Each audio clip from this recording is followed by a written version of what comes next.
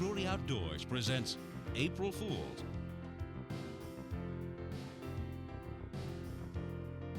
The wild turkey's mating season only occurs once a year. This short window of time finds otherwise wary old gobblers extremely vulnerable to several hunting tactics. In fact, the spring hunting season may be the only time many hunters have any chance at all with trophy toms. In April Fools, the Drury Outdoors team will take you on 12 action-packed hunts in which different methods of fooling them was used. You'll see a beautiful gobbler coaxed in by float calling, and yet another who would answer nothing but soft, subtle clucks. You'll also witness the incredible results of a hunt where the use of multiple decoys was the key to success. Strut zones also proved to be hot areas for fooling old toms. Yes, there's no doubt that April is the best month to fool a wild turkey gobbler, and in April Fools, you'll see exactly why. Join world champion callers Mark Drury and Steve Stoltz as they and the Drury Outdoors team share some proven methods for fooling spring gobblers. In April Fools, Mark Drury will not only bring a pair of field gobblers to an extremely close distance, but he will also introduce his new and exciting line of calls that help call these gobblers in. Steve Stoltz showcases the exact call that he used to win the 1993 World Championship as he fools a gobbler within his strut zone. Mad Call's production manager Tad Brown shows you how to fool a gobbler even when he's not gobbling, and two-time Grand National Champion Dick Kirby shows just how important setup can be when it comes to fooling a wary gobbler. Terry Drury and Uncle Marvin Drury combined have over 40 years' experience hunting spring gobblers, and when they get together, they produce positive results.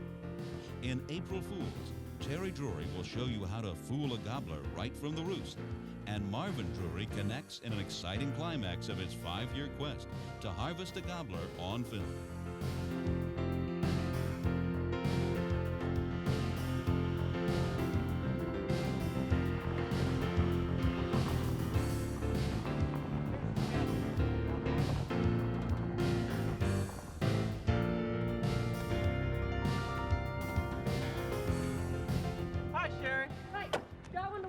Yeah, finally. Get her away. We got a big one here to weigh. Good deal. Oh, yeah. Nice bird. Look at that. Oh, that's a good one. It gets heavier the more I carry. They're heavier all the time. I got to see how much this sucker weighs. Weigh him up there. We'll see. He'll weigh 20 something. Yeah, that's true there. Holy cow. Am I reading that right? Yep, 20 pounds. That's a good 28 pounds. Over there, Uncle Marvin. Hey, that's the biggest bird you ever get? That's by far the biggest. Look at the scratching. Yeah, they've been scratching all over. Early April. What a fantastic time of year. The days are getting longer, temperatures warmer, and the gobblers are just entering the first phase of the mating season. I love hunting during this time of the year, particularly when it's with my Uncle Marvin. We seldom miss opening day together, especially when the birds are coming to a call like they were this morning. We can see him. We'll get a shot at him right away. I'll cover out that area. And I'll cover down there. Cover right there.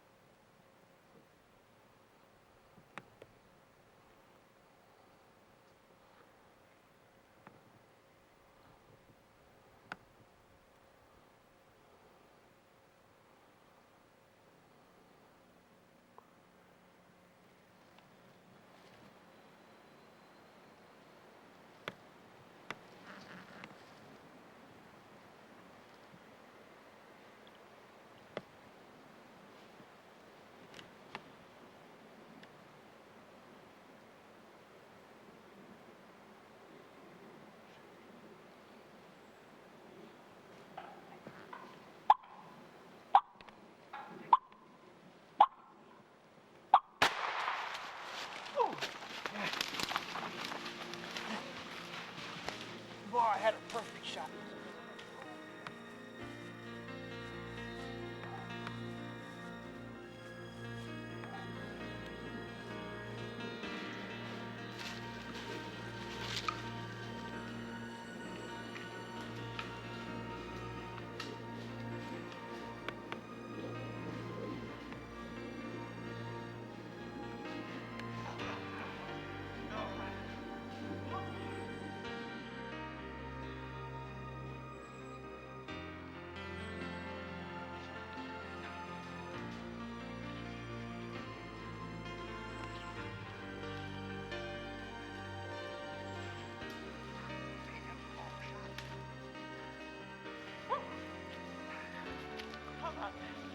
How about that?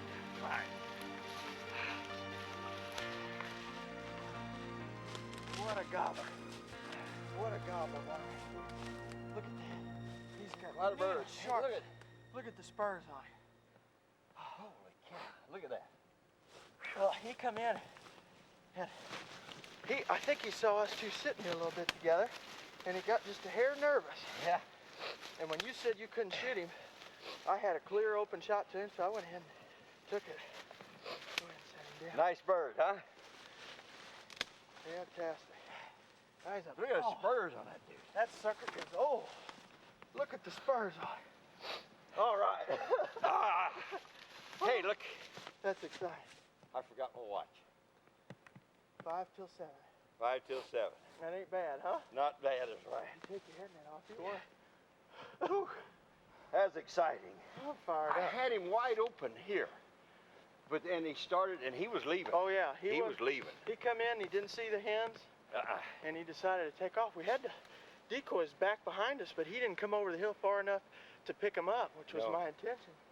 But he sure came hard, didn't he? Didn't he though? Yeah, from day one, from the first minute, he was coming. That's a nice bird. 5 after 7. Woo! Fantastic.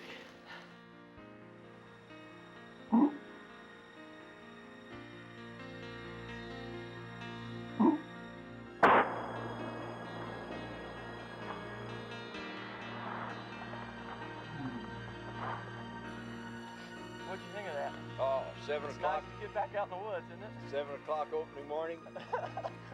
Thanks. How about that? We'll get some more. Oh yeah, they're coming to a call, boy. Yeah, they're answering your call. They're responding. That was awesome. What'd you think of that call? Hey, that was nice. That's one of the new ones right there. Is that one of the new Yeah, ones? that's a little call we call poison. Is that right? Yeah. That was poison for this bird. All right. Well, let's go get after another. Let's go get another one, huh? Yeah, he's quite a bird. He is a heavy bird. Never saw so many signs. Turkey's really working there. That's generally a rule. If you can get into an area where there's a lot of scratching, even though we didn't hear a tremendous amount of gobbler this morning on the roost, I knew this bird's in there because there's so much scratching in it. We're further back in here than I thought we were. Here you go. Let me take that. Lots of sign there. They were the kind I like. Yeah. Step right across. You better let me carry that bird for a while. What you He's getting heavy. I'm getting tired. Well, I think we gotta go down this way. Oh, boy. Here we go. That's for you. Ah, he is heavy. Sometimes you never mind it though. No. Stop and get too much. He'll weigh 100 pounds.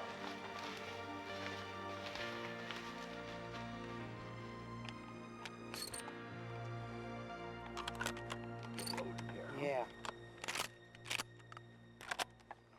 Load it up. One safe.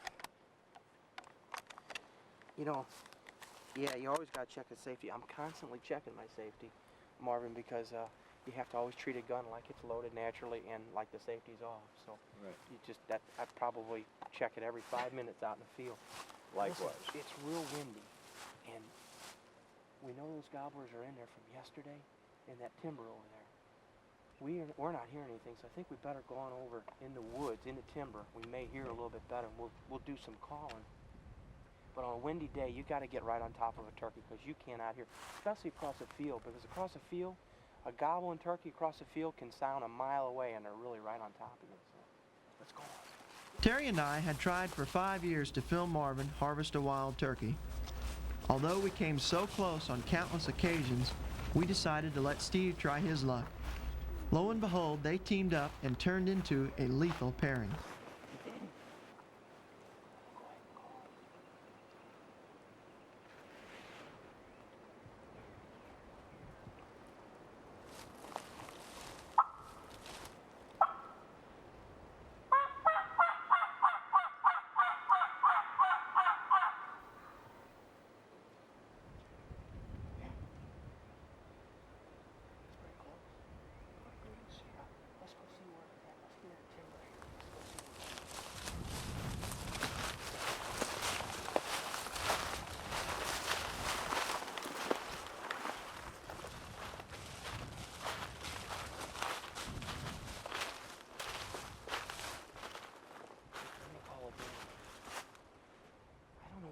Across the ridge or what, across the house or right here? In this wind, it's hard to tell. You can't figure it out.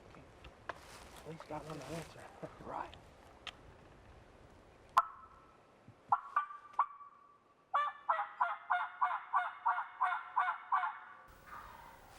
He's right there. You get there. You get there.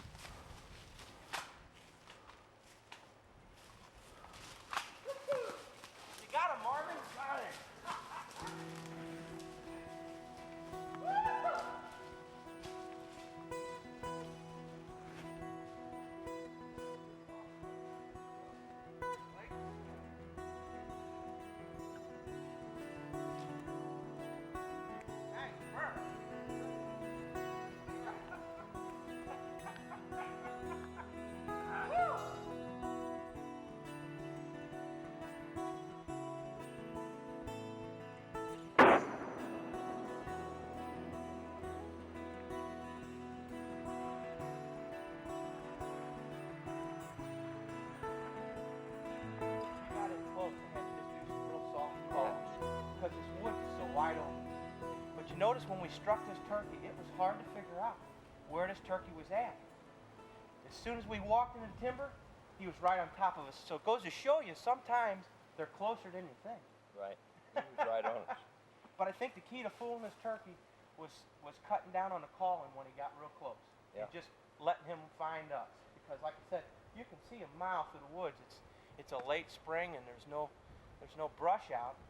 So they think they can see the hen, and when that happens, when they get in close, you can hear them drumming. You need to really soft call them. That's what I like about these mountains. Love them. Hey, congratulations. What a hunt. He would go into a strut and then come out of it right away and make a few steps and strut again. But he had that head up. What a gorgeous hunt, I'll tell you.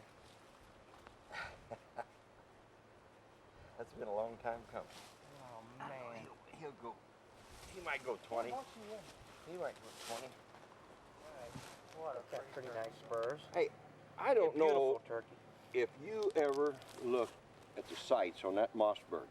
You know, Mark shot that gun last year, and I saw it, and I made some remarks what a beautiful sight that was. And this year he presented me with this gun. It's a beautiful gun, and I never ever had a sight that I could just get that turkey's head in a sight. You know, my eyes are a lot older than your eyes. And you can just, that round sight there, you can just get that whole turkey head right in that sight. You can't miss. You know, Marvin, that's called a ghost ring sight. Ghost ring. By Mossberg, and it's probably the best turkey sight that I've ever seen. It has to be. It is, and they put it on a Mossberg 500 pump, and that's an awesome gun. As you can see, it shoots real well too. Right. And I'd recommend that sight not only turkey hunting, but any shotgun hunting. Well, It'd and be wonderful. because you can pick your game up so quick. Yeah. You can get on it so quick. Yeah. Well, I just love that gun. speaking of getting on it, let's get let's get a little orange out here so we don't get shot going out of the woods, and let's go get on another one. All right. It's a beautiful. Well, it's not really perfect, but it's cloudy and not too windy. The wind has died a little bit since earlier this morning when we got on this turkey. We may be able to strike one. Let's hope We so. still got time. I still got a tag. Still got a tag. Well, I'm happy for you, Marvin. Congratulations again. Let's get this Thank turkey you. out of the woods.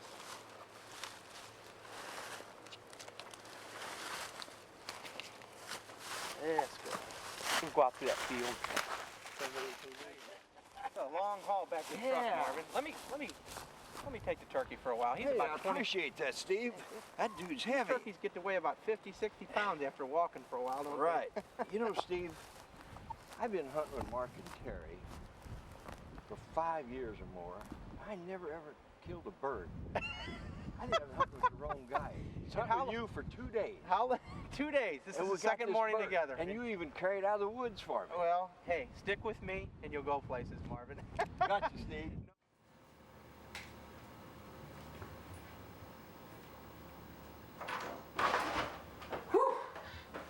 It's cold out there. How about that for the middle of April? I tell you what, the wind's blowing about 30 miles an hour. I couldn't hear nothing. I didn't hear a thing tonight. I heard a turkey gobble. Can you believe that? Did you hear one? Heard one bird gobble Oh, 2 man. times. Did you roost him? Yeah. Right where he's You know at. right where he's at? I was lucky enough to be close enough to hear him. Well, that's better than I did. I had to hoot and hoot and hoot and hoot, but he finally. he You got must back. have been right on top of him. I was within 100 yards of him, What are you doing there? building calls. Building calls. I'm building the calls that we're going to use in the morning. I've been telling you about the call maker and everything. Yeah, you I know you've never seen it, but this is how it works. I've got the latex already stretched out. I was just about to put the frame in there. Oh, man. Here's one. I built you one like you like them. Oh. You just made this? Yeah.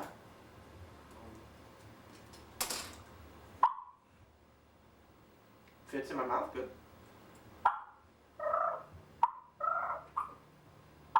Isn't that excellent? Oh, man. Once you get your latex stretched, the frame slides in place. There's a little groove built out for the frame. The rubber pops down because it's all stretched. I've got tension already marked out on the call maker. And then I put a little back tension on it to give it a little bit higher pitch. And that, that tension is so important. Oh, it is. I know. It's very important. Then once you do that, you put your frame in place, bend it over, and then you tap it a couple You times. just clamp it down like that? Yeah, and then it's set. Those reeds are set. And you can stop right there, or you can go one step further, and I always crimp the frame. Uh-huh. Well, that'll hold a little better. Well, it sets the reeds. And that latex will never slip off. No, not once you put it. It doesn't take much. The aluminum is very soft. A little tap. That is neat. Man, I have been a competitive turkey calling for 12, 13 years and turkey hunting for 20, and I have always wanted to build my own calls. I'm the same way, and I never knew how they were built until we started, going in business with Matt and everything. And then once I learned, I thought, well, anybody can make these things. And the beauty of the machine is you can custom tailor your calls to the way you like them. It's not a production run. They're not grouped in with another 1,000. You stretch it the way you like it. Once you find your stretch, you can repeat it. And right tension, you can put your own cuts in the call, and you can even, see here, you got tape here. Right, that's the tape that goes around the frame. Uh-huh. And you can trim that tape how you want it to. Right. I guess, huh? Once you get the reeds in there, you just pull a little bit on, cut that side off. What if it does a fly-down tassel? You're liking that, aren't you? Did you see what I just did there? Now you pull the Just pull the latex tape. back and you trimmed it. Right. Now That looks the simple. back part is to hold the frame for sure. Each frame has a tab on it. Uh-huh. Just thumb pressure brings it over for you, like that. And then you tape it. And these are frames. Those are the frames right there. This is the tape. And that's the little bitty pieces of latex The right there. latex. And you just slide that frame right in there. Right in You that stretch your groove. latex. In that groove right there. Get the tension you want, the back tension you want, and clamp it down. And that's it. That's incredible. That is simple as heck. I've Do you never think it's seen going to work? Oh, can I have one? I'll start making calls right away. In fact, I'm going to use this call tomorrow morning. Not till after the World next year, then maybe. Oh, sure. You don't want anybody have an unfair advantage. Yeah. See a video, go.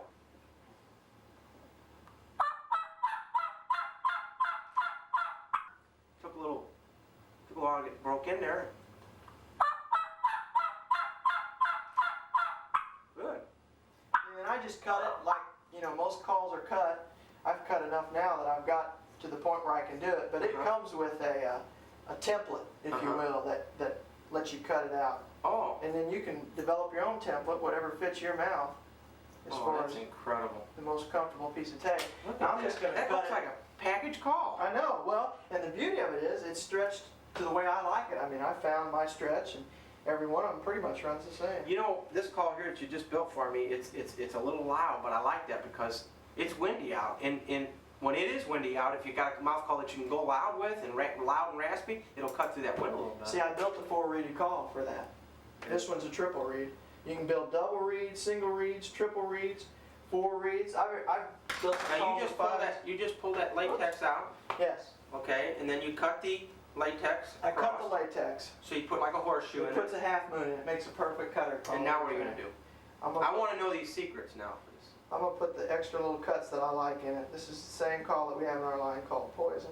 Called poison, Yeah. and it's an extra cut in the back, and I guess that makes it raspier. Yes. Well, let's run it, big shot.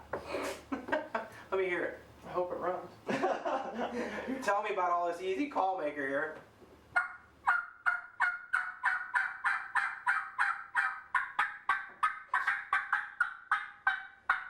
And you just made that call.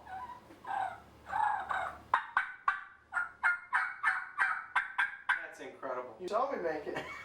We're gonna kill a turkey. Don't worry, buddy. All right. Look at this scratch. He just got it. Where was that? He's on the end of this point. I thought he was down across. No, it's too windy. It's too windy. He's right with us. We need to get set up right over here. Why don't you stay behind me? Well, I'm gonna stay back and call. Okay. Where? I don't know where it was. Should we check? No, he's right here. All right, let's go. He ain't that close. He's close. Come on, let's get him.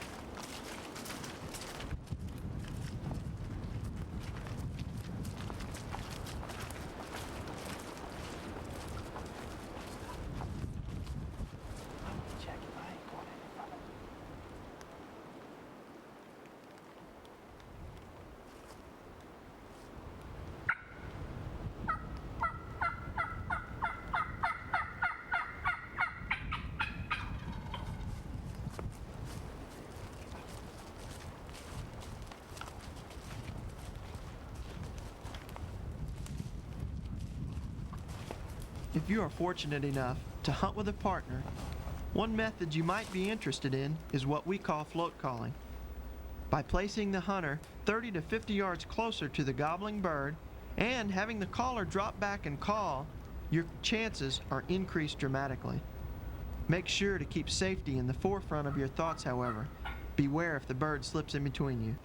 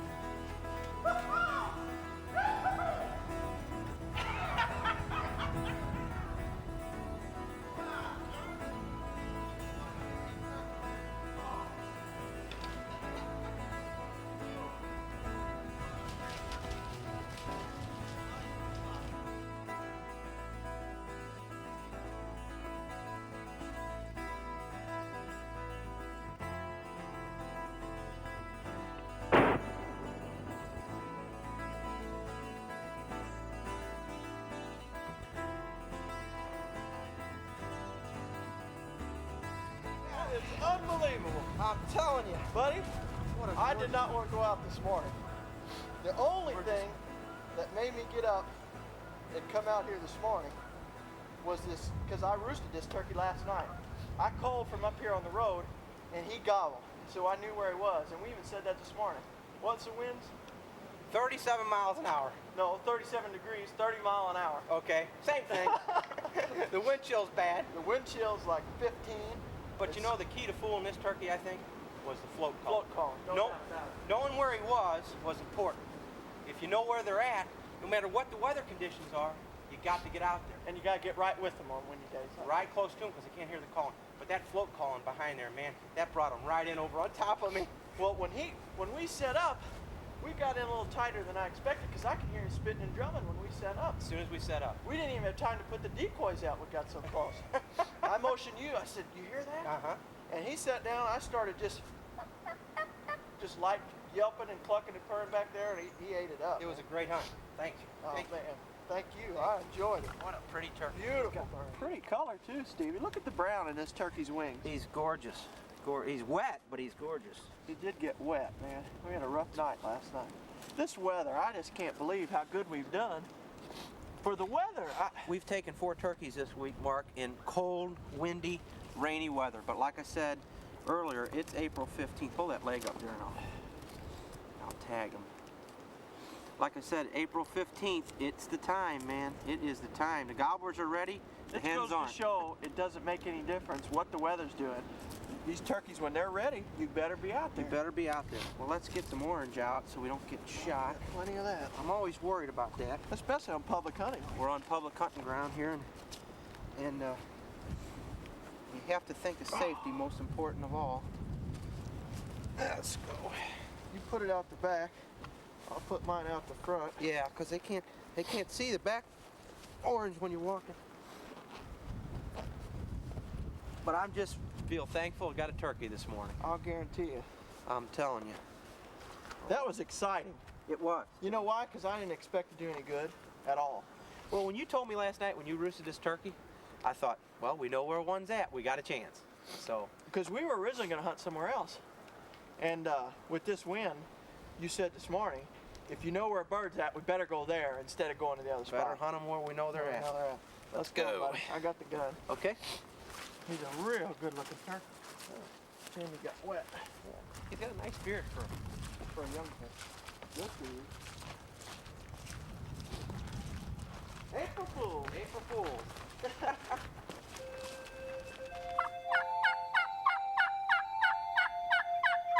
After a rough week weather-wise chasing easterns, I was ready to leave the rain and wind and head for the warmer climate of western Oklahoma. When we began hunting, we found out that it wasn't just the weather that was warm. I have never heard turkeys be as vocal as these. Enjoy the sounds of spring turkey hunting at its peak.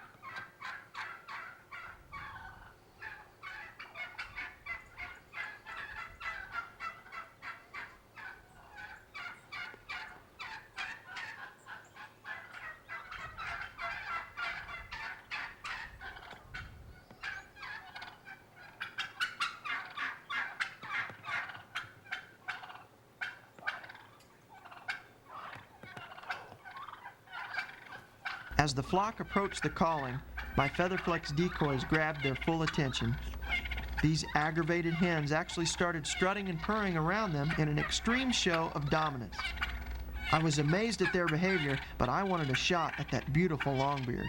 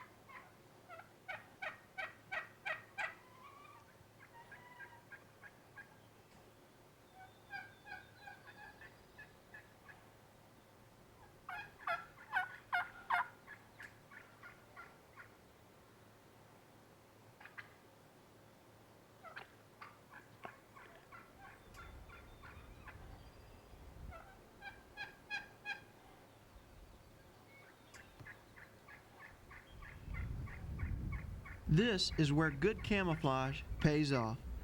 All total, this flock of Rios was within 15 yards of me for more than 10 minutes.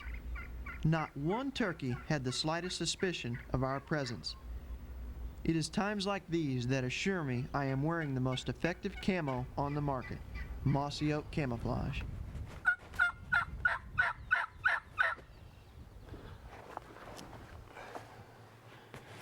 He's fixing to mate that hen.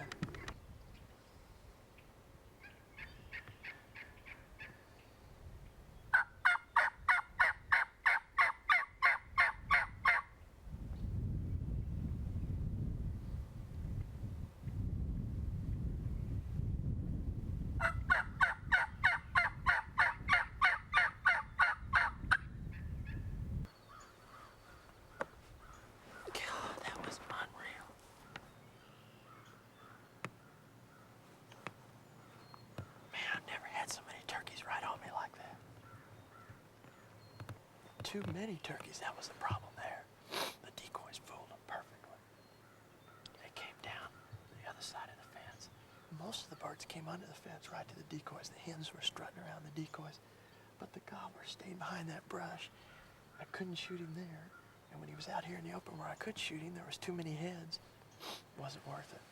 There was too many hens around him. He stayed right with the hens, and I never had a good opening in his head. I didn't want to spray into the flock or nothing like that. God, that was exciting, though. That was awesome.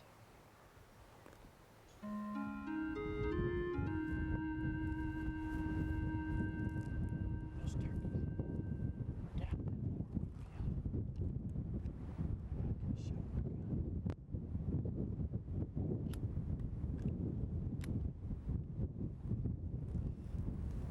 There's no cover here at all. So we're gonna have to set up in this little plum thicket right here. And I gotta get the decoys out in the field, because without them, I don't think there's any chance of pulling that whole flock up here.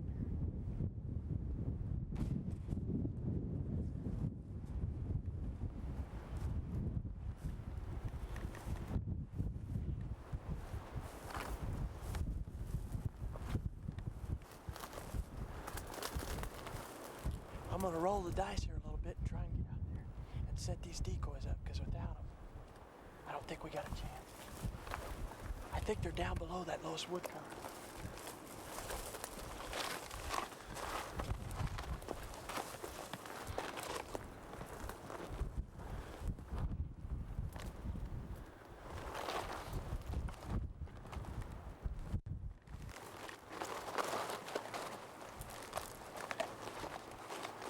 I think we're lucky here. When I saw them, they were just beyond that wood line down there out in that lower wheat field.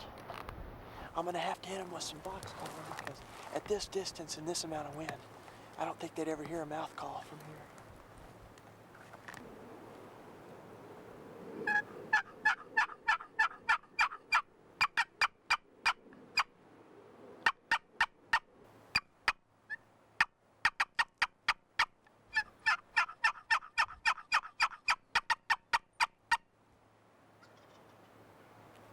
He just gobbled.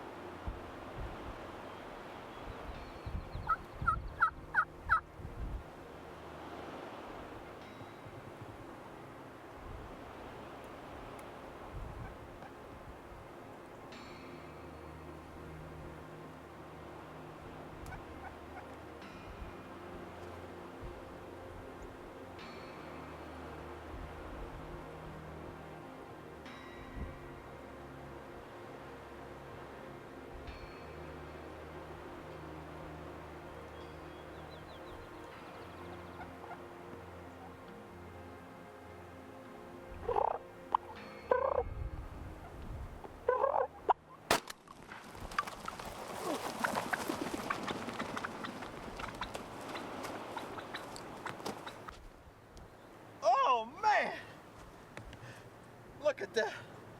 That is awesome.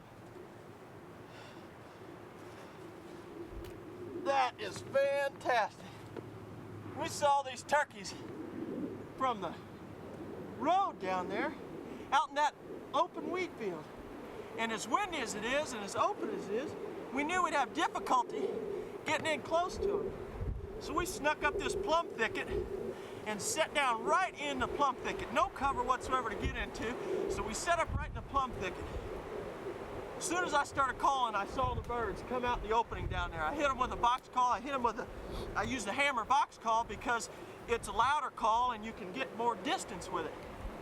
So I called to them, and as soon as I saw them, I got my gun ready and switched to a mouth call, and they came right up through this field so pretty and right into the decoys. This is where a decoy will fool a turkey. An open situation like this, without the decoys present, I don't think the turkeys would have ever made it into us. Fantastic.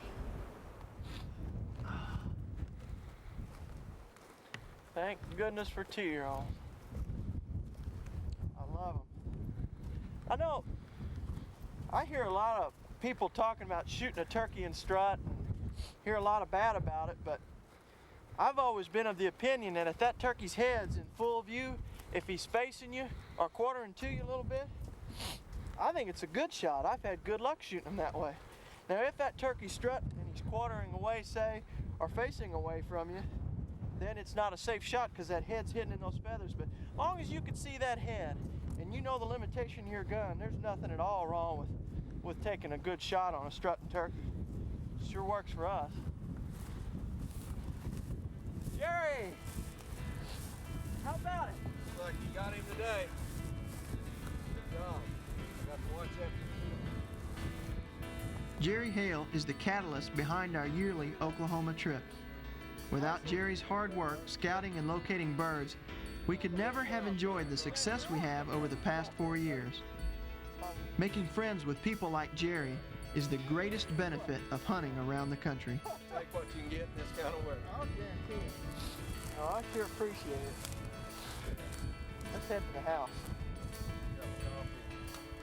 Think about some more. Hear that?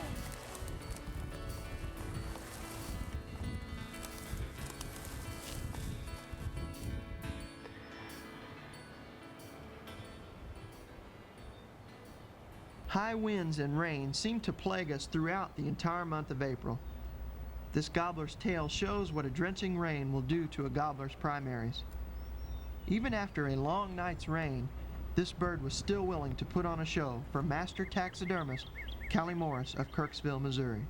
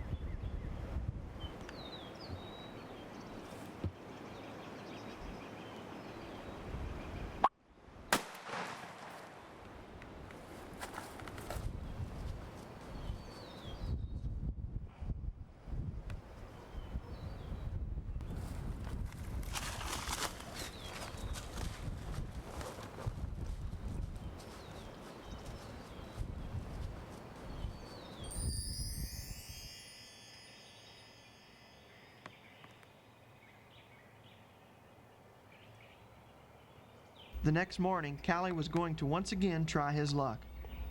With little calling, these two beautiful longbeards came in directly off of the roost. Hopefully now, Callie could connect with another trophy for his competitive tours.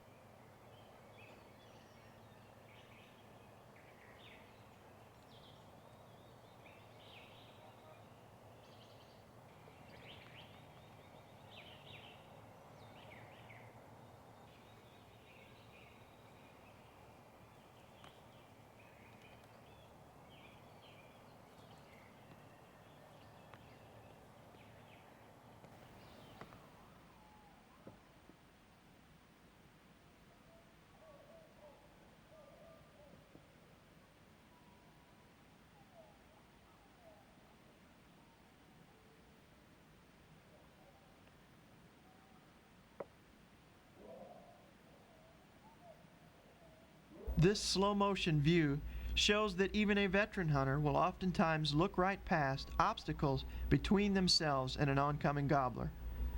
Watch this fence post absorb the entirety of Callie's first shot. Shots 2 and 3 went for naught as well.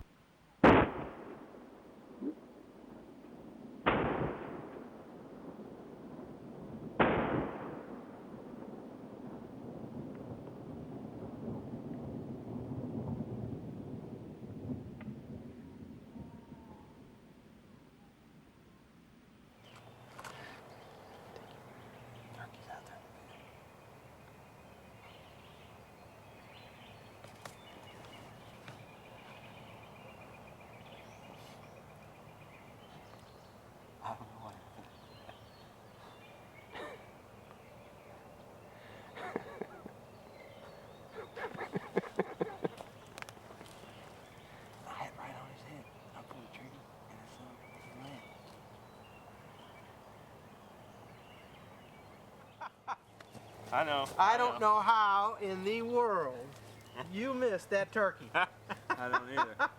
I don't either. Callie, that turkey come off that hill. I tell you, the key to fooling this turkey this morning, even though we didn't get him, is setting these decoys out. We seen this turkey out strutting yesterday evening. Right. So we knew he liked this area for a strut zone. Right. So we set these decoys out right on this fence line. Unfortunately, you had to shoot through the fence Right. at about 15 yards. Right. 2 fences. Yeah. That turkey was gorgeous coming through there with that other gobbler. Yeah. He was very. I'm telling you. He, if I would have got that one would have been put on my trophy wall. I'll tell you that. How would you have mounted that, Callie? Oh, I'd probably mount him in a half strut, just like he was coming in there when he crossed that little ditch there. Well, Callie, I've heard so much about your taxidermy skills. You own Hazel Creek Taxidermy in Kirksville, Missouri. Right. And I've seen your work, and I just don't think there's anybody in the United States right now that can touch your wild turkeys or your deer heads or anything as far as that's concerned. The turkeys are specialty. We do a lot of birds. We do 250 to 300 a year, and we get them from all over the United States. That's a lot of turkeys. Yeah, that's a lot of turkeys. And I've seen you in your shop, and I've seen you working on wild turkeys, of course, and deer heads, and elk, and fish, and everything that you've worked on is just immaculate. You run a real clean operation there. Right, right. We try to do everything very professional. We don't let any work go out of our shop that's not 100% satisfactory.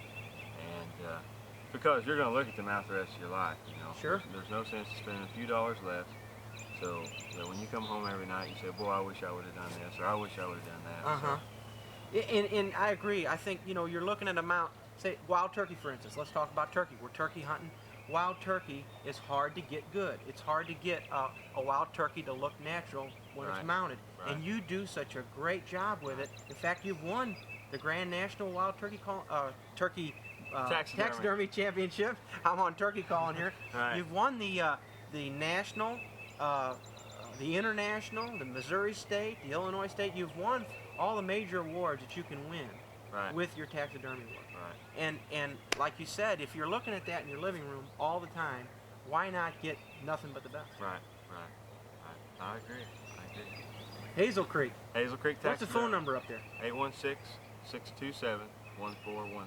627-1417. Right. That's area code 816. Callie, hey, it was great hunting with you. We still got time. We may still get a bird now. Quaker boys Dick Kirby and the wild turkey industry are almost synonymous with each other. Dick has been actively involved with the Wild Turkey Federation and the sporting goods industry for well over a decade. He and Mad Call's production manager, Tad Brown, were able to team up on not one, but two beautiful Missouri gobblers in the same morning.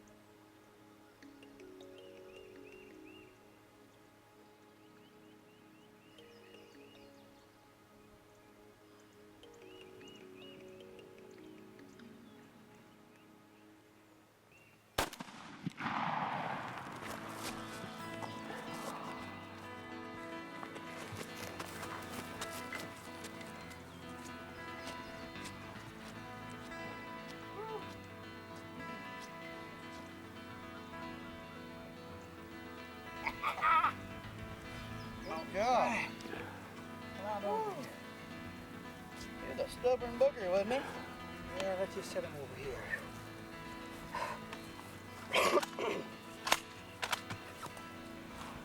I could have shot him there. I wanted to make sure you got a good look at him. Boy, Conscience got a good beard. Dandy. No. That other one was bigger. The nice one, though. Oh, don't, man, I'll tell you.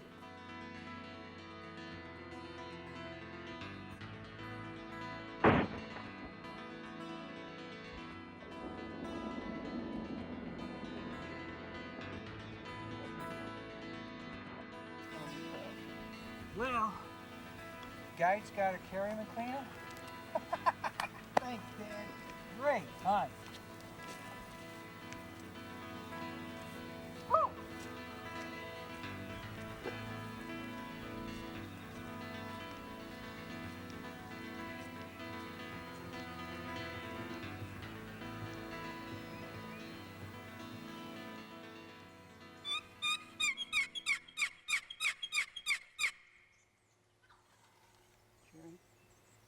He's right down there. I think he's on that other ridge. Listen.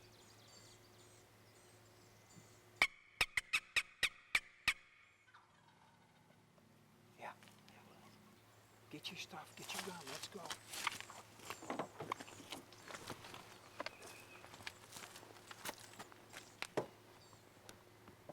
Load it up, let's go.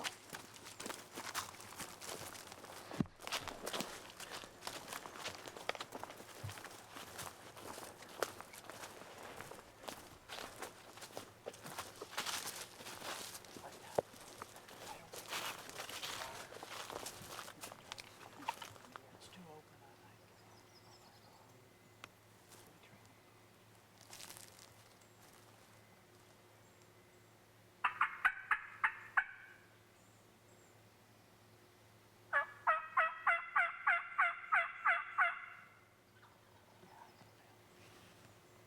I think he's right here though. Okay, go up, down, sit down.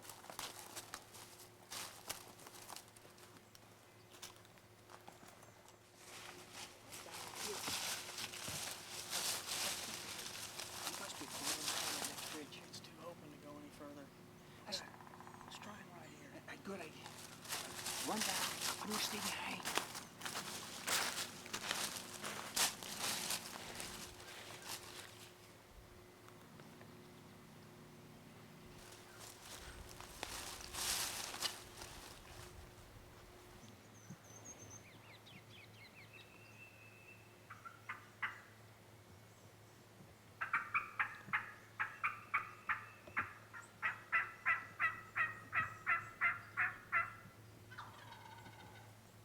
This gobbler answered readily at a distance and on the way in.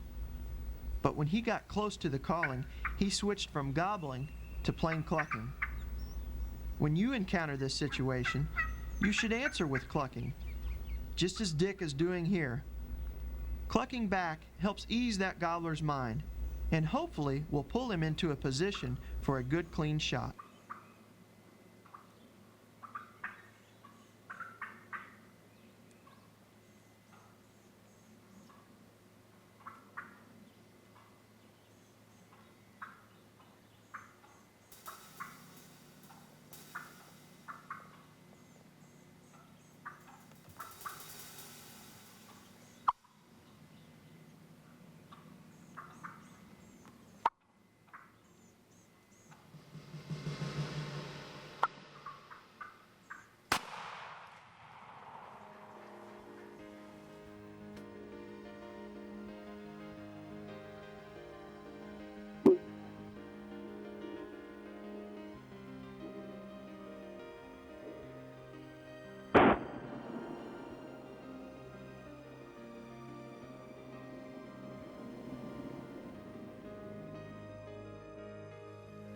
Yeah! I think a booger's ever coming in. What? Two of them. All right! This is first. Looks like a 2-year-old. Yeah. Man, that come a long way, didn't they? But he was clucking. There was 2 of them, I think. Yeah, they get pounded pretty hard on this public ground. I think they've probably been hunted hard. It's a little spooky. Was he displaying it off? Man, we didn't know if we was gonna strike another bird today or not. Was he displaying? No, I never seen him display. I thought I heard one of them spit once. I listened for him drumming. I didn't hear it. I knew he was close. He's a dandy. Boy, look at the beard. Man! Let's see how long that beard is. I'll bet you beard's 10 inches. The old dollar bill. Yeah. I'd say you'll make 10. Whew. Last day of the first season. Let's cut your shins. Yeah. Nice beard. I'm telling you, that's a good beard. Look at it. Dandy. He is a good one. I don't know what that dude weigh. I don't think he's a real heavy bird. I think about 18, 19 maybe. Well, you're all pumped up. He's probably going to weigh 20. There's another example that I think people, as soon as they hear a turkey cluck, immediately say, "Oh man, he sees," and so then they got to get the gun up. Their guard, right? Yeah, and really, and all he was doing, he was coming in, and gobblers will come in clucking that last 20, 30, 40 yards. Well, he didn't fool us with the clucking. I think we fooled him. I think Great these birds might have come in clucking. This area here gets a lot of pressure, and they've probably been hunted all week, and instead of gobbling hard, they may have been boogered on that.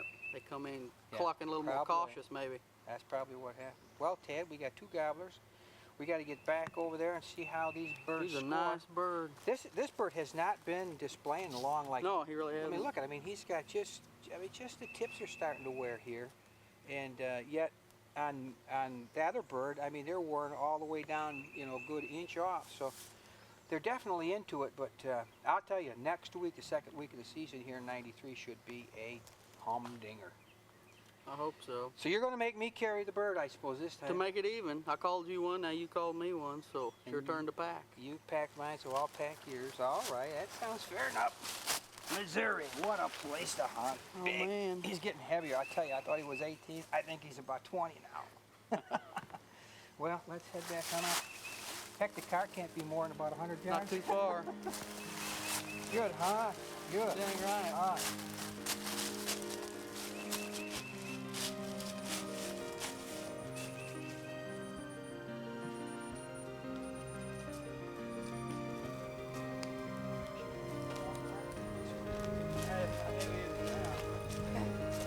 Starting to weigh heavier and heavier. And I'm surprised that bird didn't see the vehicle. I know it.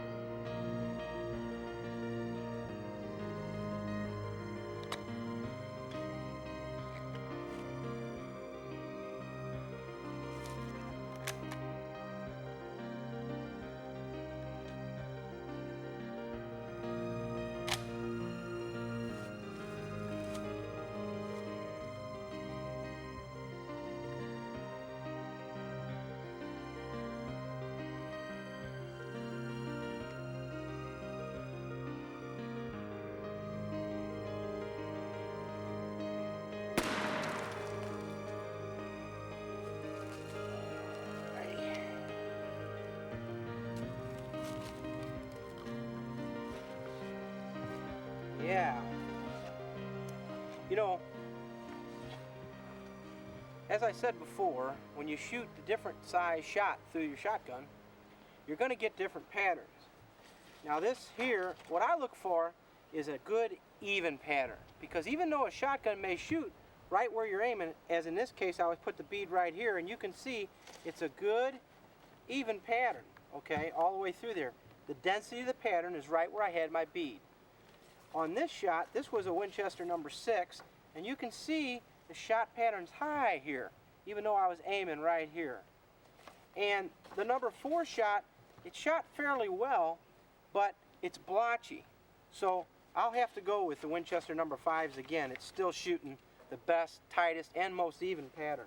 And that's what you want when you're turkey hunting, a good, even, and tight pattern.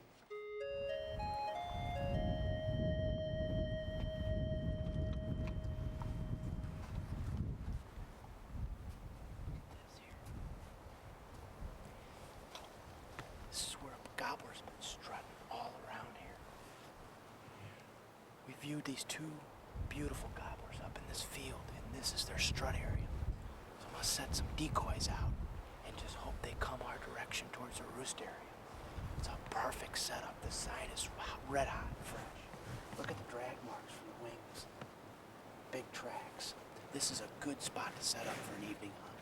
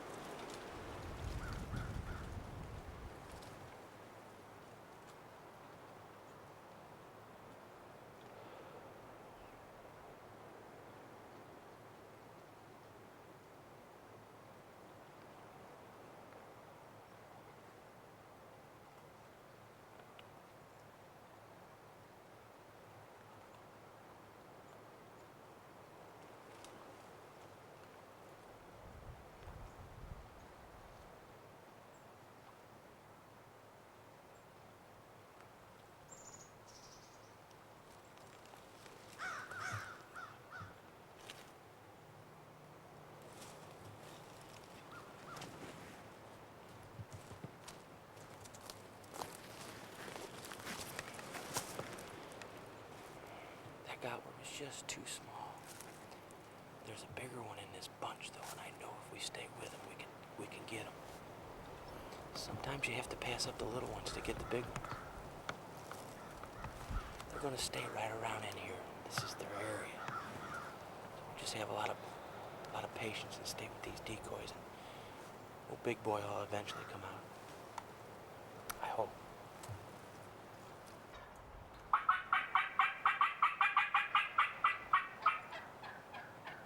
Just as Steve had hoped, the flock that contained the mature gobblers finally did answer his calls. Now would he, along with these 2 Rio Grande hens, call those longbeards in.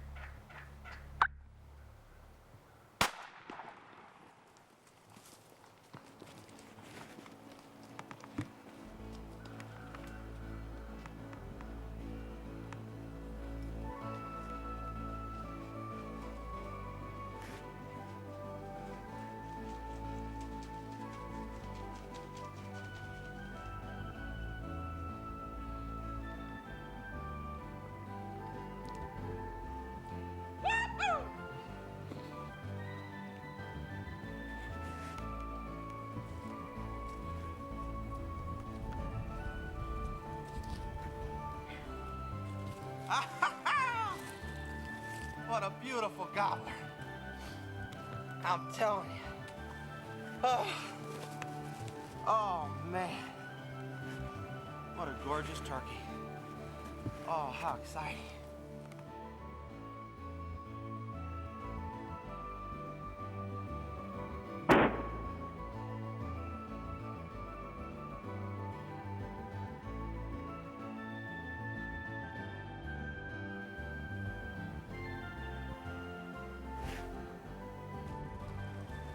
Get him tagged here.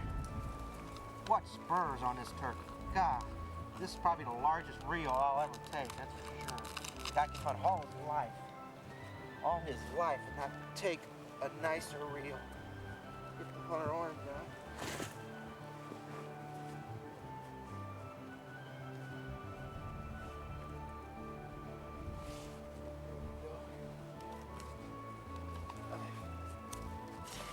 What a beautiful turkey. We'll haul him out of the woods. Make sure that hunter orange is visible. There we go.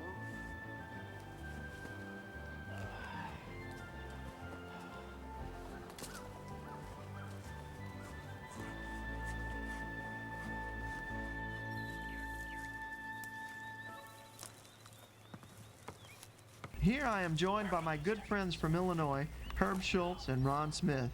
Herb and Ron are natives of this Illinois farm country. And luckily for me, they knew exactly how to set up on the gobbling birds. Being familiar with the terrain can be a hunter's greatest asset.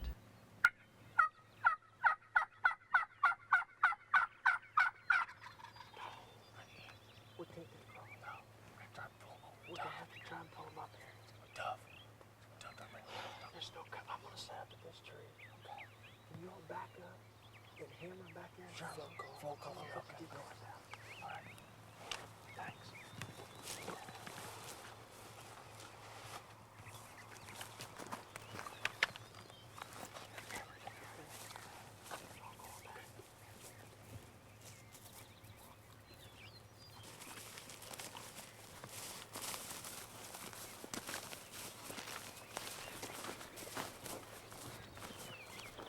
Herb and Ron's plan was simple. They were going to set behind me around 50 to 60 yards and call. Hopefully that distant calling would pull the gobbling birds out of the hollow and into the open field. By then, the Featherflex decoys should do the trick.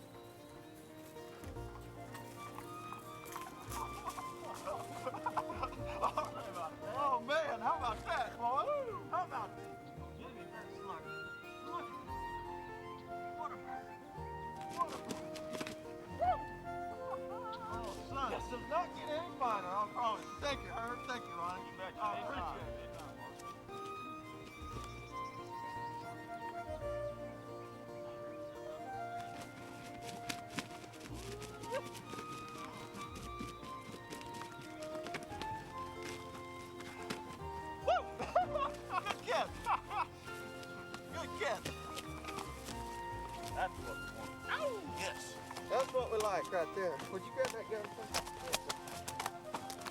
Oh, big bird too, man. Big bird. Nice. Nice. Big old.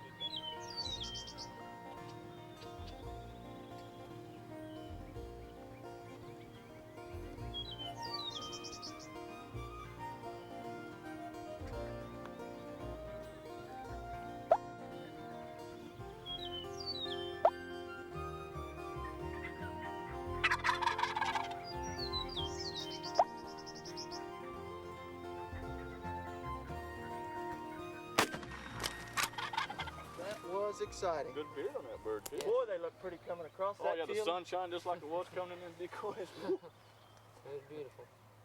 He is truly beautiful. We fooled him, buddy. I love it, man. Open field, you just can't beat decoys. Oh, man. The three live ones didn't hurt nothing either, did they? We seen him and we thought, boy, we was hoping they didn't pick you guys off because we knew they was quite a little bit ahead of them two birds. Hey, would you look at the cover we I had? know it. Oh, I know it. beautiful. Mossy oak, man. I love it. Woo!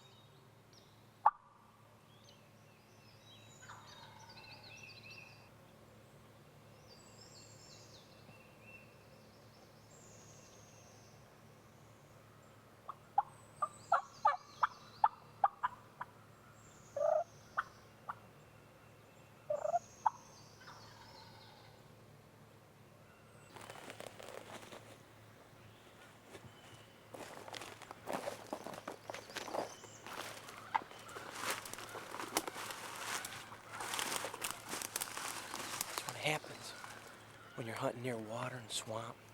In this case, this turkey's gobbling right on the other side of a creek, but we couldn't tell because we didn't know the lay of the land real well.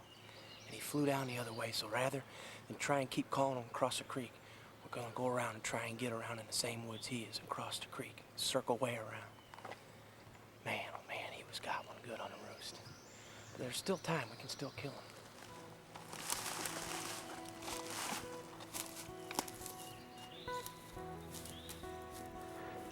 Slip on around.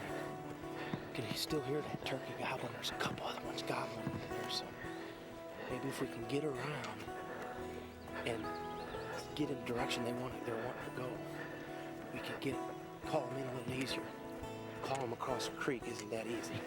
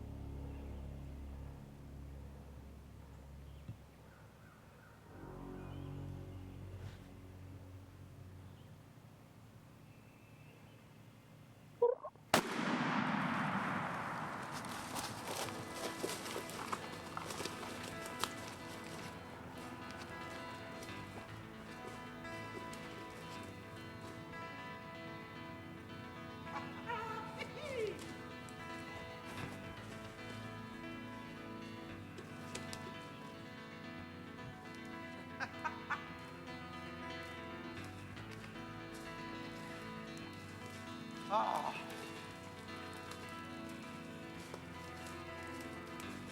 Mad Calls works every time, I'm telling you. What a beautiful, beautiful swamp gobbler. I want to tell you, oh, that was an exciting hunt. What a pretty turkey. Man, oh man. I use a Mad Call SS Special. And I want to tell you what, it carried through the woods like you wouldn't believe. I want to tell you something. What a hunt. What a beautiful hunt. When we set up on this turkey earlier, we were on the wrong side of the creek. He flew down on the other side of the creek and headed the other direction. As soon as we got around, we were here yesterday morning, and this is his strut zone. So as soon as we got around and in this strut zone, started calling, in he came. I'm going to tell you what, but you got to get in the area that those turkeys like to head.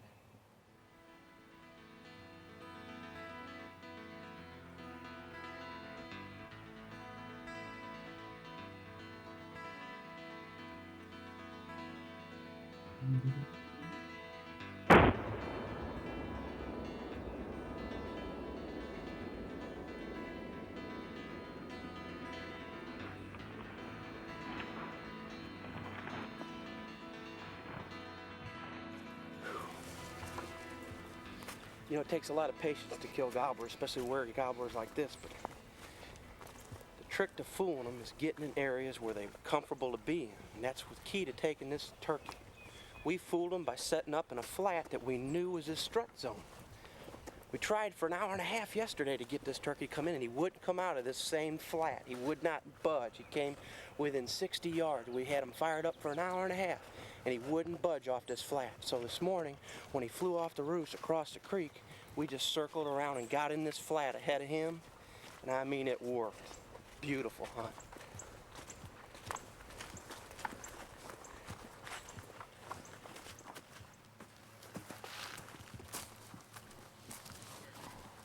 Hey guys. Hey, Steve. What have you got? Great day in the morning. Y'all was in the wrong place. Congratulations. Thank you. Thank Man, you. that's a nice bird. Congratulations. Thank you Here, so guys. much. Good feed on that son. What a gorgeous hunt it was, too. I'm telling you, this gobbler. Beautiful. This was the same turkey that we were set up on yesterday, and we couldn't get him out. We couldn't get him out of that last maybe 60 yards. He would stay hung up in that flat there and wanted us to make that last 60 yards. So this morning we set up on him on the other side of the creek. Right. He flew on the other side of the creek. So we went ahead and got way around him and got set up on the same flat out ahead of him and set up and started calling, and I mean, in he came. Hammered him, huh? He was Great. roaring. Gorgeous Great. hunt, I'm telling you. How many birds you hear gobble? We heard 4 in here this morning. This one and 3 others. This is good. As a matter of fact, we ought to go get on one. We know right where one's at. Really? Yes. Well, let's go find out. How you like hunting Arrowhead Lodge? Arrowhead Lodge is good to me. Yeah, great. Let's go get them. Let's go get these guys one. This way, Steve?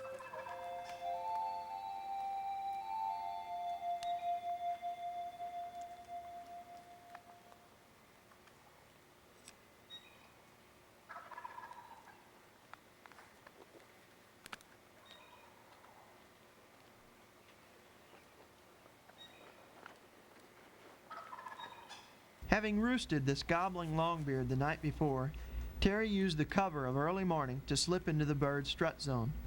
Once there, he simply waited for daylight and began to work the bird slowly and softly. He wanted that turkey to think a lone hen was moving in.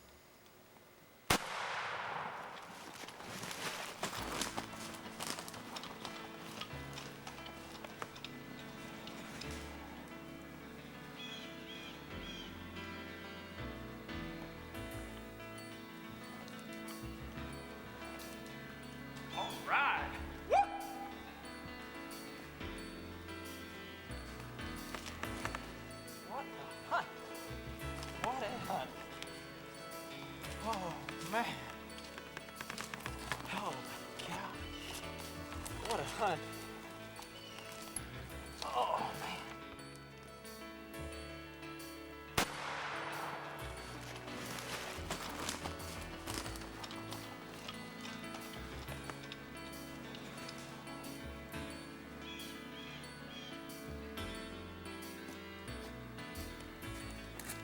Hey, hey.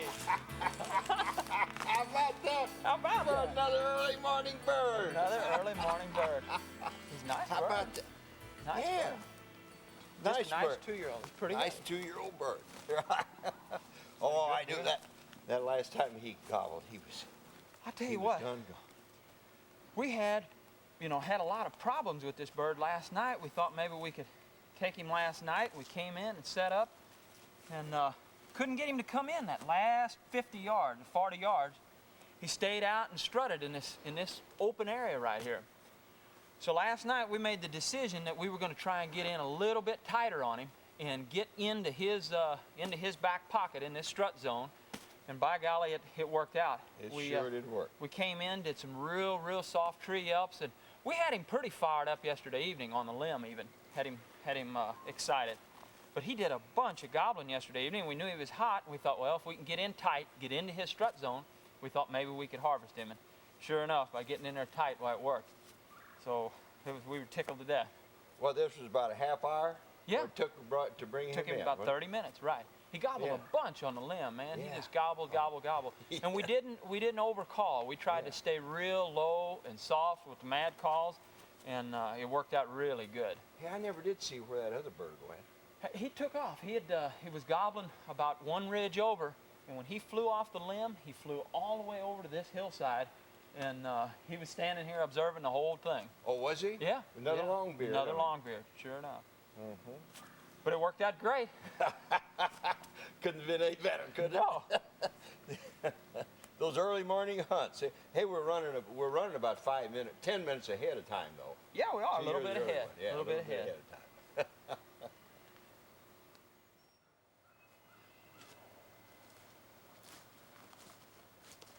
Man. I'll tell you what, you What a don't hunt. realize how heavy these birds are until you pack them for a while. Boy, isn't that the truth?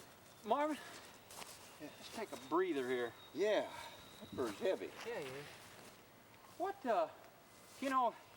we just talked about how thrilling this hunt was. Can you remember what your biggest thrill in turkey hunting's been? I know you've been hunting a long time. What'd you start back in the 60s? Yeah, Terry, it was real early 60s as I remember, and of course it'd be no surprise you I bring in our good friend Ernest Walker. Ernest to me is one of the best turkey hunters in St. Genevieve County. Been hunting a long time. And Ernest took me out this had to be in the early 60s, and we before the season, and this gobbler was out there gobbling in this open field in his strut. The most beautiful sight I ever saw and the most beautiful sounds I ever heard. And I never ever forgot that.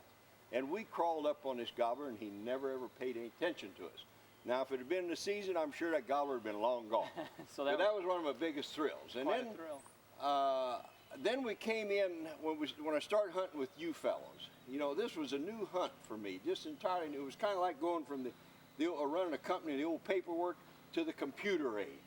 That you fellows have put so much thought into this and educated yourself so much on the habits of these turkeys, these calls, this camouflage. Years ago, we didn't have clothing like this. And we didn't have calls. We had the old cedar call. The old cedar box, yeah. The old cedar box. The hunter of the 90s is probably like day and night different from the hunter of the 60s. The computer age. The reason it's like that is because the hunting pressure is so great. The birds have become a little bit wiser. And it seems as though a hunter of the 90s has to be real cautious about his camouflage. He has to be very cautious about the calls that he chooses, which is one of the reasons that Mark and myself have come out with the mad calls. We've tried to take the professional techniques that they use and implore those into the skills that we have and all of our experiences, and try to come up with a call line not only that the beginner can use, the average hunter can use, and the professional hunter can use. And Now getting back to the old 60s, why the old box calls would probably still work today, and I'm sure there's a lot of people that use them, but with the way the birds are today, a guy just has to be, a hunter of the 90s has to be educated about safety, he has to be educated about the birds, his hunting areas. It's just altogether different than what it used to be. That's safety.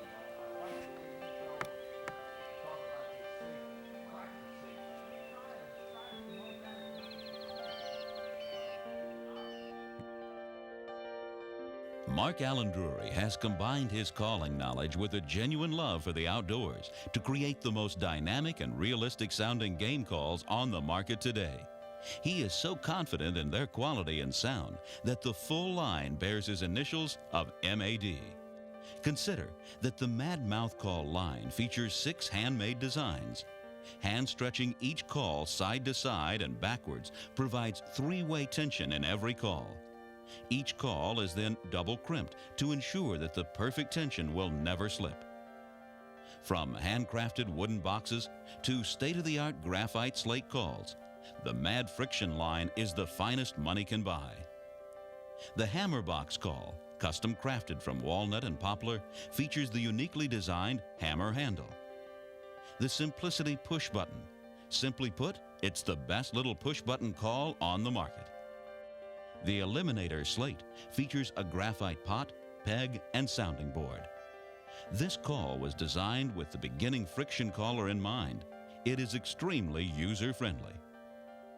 The Smoke and Glass call comes complete with 2 match strikers and custom-made handy carrying case. Within the Mad Locator line, 4 separate calls ensure a call for every situation.